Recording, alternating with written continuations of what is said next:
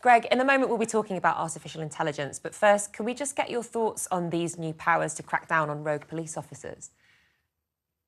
Yes, obviously I've been concentrating on artificial intelligence today, but I do understand the imperative to make sure that chief constables can lead their forces and to take disciplinary action where necessary. I know that the chief constable will be joined by 2 lay people, so I do think that is a proportionate response to what has been a problem of chief constables feeling that they don't have the ability that other leaders of organisations have to choose the stuff that work for them. Mm. And Greg, let's move on and talk about AI. I think this is very, very interesting indeed. The government's announced it's holding this International AI Safety Conference. This is at Bletchley Park, of course, a fantastic location, certainly historically, of course, in November. This is about the UK putting forward itself as being the centre of bringing AI together and bringing in all of these countries. I think something like 25 countries. Tell us more. So that's exactly right. So as all your viewers know, artificial intelligence is really exploding in terms of the growth around the world, in terms of the applications. And Britain is very good at it.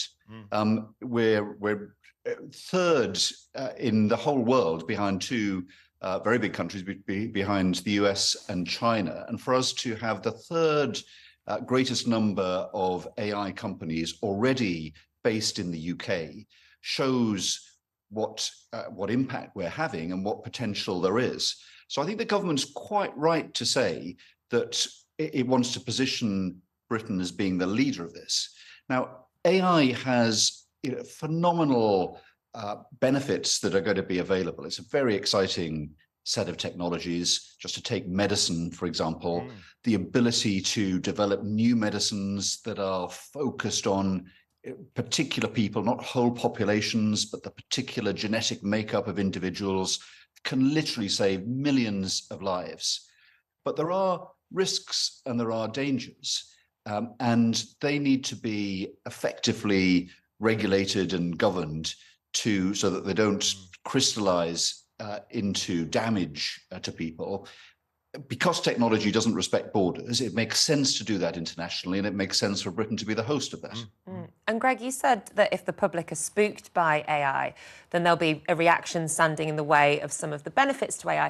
Do you think, I can understand why the public is spooked. I get spooked by reports on AI, but do you think we need to change from using such an umbrella term, AI, which ultimately encapsulates very different forms of technology? It's either pitched as something very, very helpful or very scary, rather than each individual type of AI, and how we can use it in our daily lives. Well, I completely agree with you, and I think that is exactly right.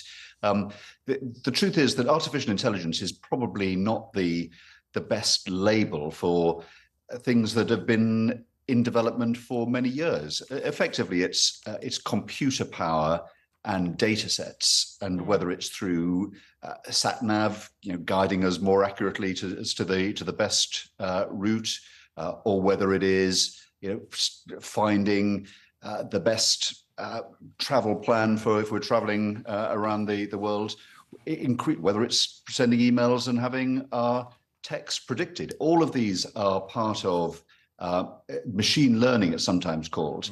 And I agree with you that the words artificial intelligence seem almost designed to alarm people. I mean, intelligence is probably one of the most prized human attributes, and the word artificial has a kind of sinister quality to it. So to put it together that you're having something artificial against something so important, I think does alarm people. So it's computers and data, but both are getting much more powerful and are able to do more things. But I think that's a very helpful way of looking at it. And what you also say about looking at its particular applications and aspects, which have different benefits, but also different risks. And they need to be considered separately, individually, rather than kidding ourselves that there's a single solution that is going to keep something that is potentially dangerous safe. It's much more nuanced than that. You're It is absolutely indeed. right. It's about potential and threat, isn't it? We've talked about ChatGPT, we've talked about people like Elon Musk, and I think it's great, actually, we're getting on top of this and actually talking about it now so we understand its potential, what we can do with it, but also its limitations. If we may just talk to you about the cabinet reshuffle, of course. Ben Wallace has resigned, and of course we've got Grant Shapps, who has been put in place as well, and Claire Cortino, of course, filling that gap as well. Do you welcome those changes? Well, I'm sad that Ben Wallace has stepped down. I completely respect and understand his reasons for doing that. I think he's been a fine Defence Secretary at a particularly testing time. The invasion by Russia of Ukraine was a surprise, was unexpected to many people in the world, but actually not to Ben Wallace, who'd been warning about it and acting on those warnings and making sure that we were supporting Ukraine from well before the invasion. So I'm sorry to see him step down. When it comes to his replacement, I've worked very closely with Grant Shapps. He's a very experienced minister. In fact, he became a minister in 2010 and has vast experience as a minister. So I can understand why Rishi Sunak has turned to him. Claire Coutinho doesn't have the same experience, but I think most people that know Claire and the public and your viewers will get to know her pretty well. I think over the months ahead, we'll see that she is clearly a very big talent with a very big future, and for to have this first break in the cabinet, she's obviously been a minister, junior minister before, I think is a merited endorsement of her talents. I mean, certainly she's bright, and I think many people welcome that. That is not an easy brief, as well you know, of course, trying to have energy security in the face of a war in Ukraine and all the rest of it. I'm just very surprised by that appointment of Grant Shapps. I mean, he's had 5 cabinet positions in a year. He doesn't really know anything about defence. Is this more about allegiance rather than competence? No, I don't think so. My experience of Grant Shapps is that he's highly competent. We were ministers together in the same department. I saw him at work in quite close quarters. He's got a good brain. He is, in my experience, very calm thinker, unflappable, and now experienced in many departments. When it comes, I mean, he's recently been the energy secretary, of course, having now made way for Claire Coutinho. I mean, there's a lot of national security aspects to that. So I can understand that if Rishi wanted to have someone of very extensive experience and demonstrated experience, that Grant has those credentials. I do think that there were. It was perhaps a difficult choice because I rate very highly a man called John Glenn, who is the current Chief Secretary of the Treasury, the MP for Salisbury. I think he would have been a strong contender. But I imagine, I haven't spoken to the Prime Minister about this, but I would imagine that Grant's very deep experience and what he's learned from that, and I think he's pretty sure-footed, would be behind that choice. And Greg, Claire Coutinho's appointment as Energy Secretary, I believe, is the 7th in the past several years. Do you really think that Rishi and your government, or the Tory party, actually take energy security and net zero seriously?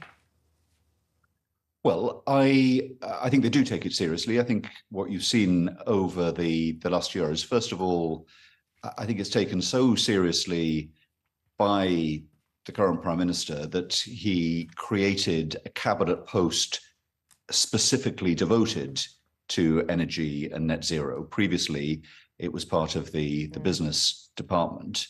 And so I think that is certainly evident. And a lot of the policies, both over the last year, but also when Rishi Sunak was Chancellor, supporting people through the energy price spike that took place after the Russian invasion, I do think that they attach actually very great importance to this.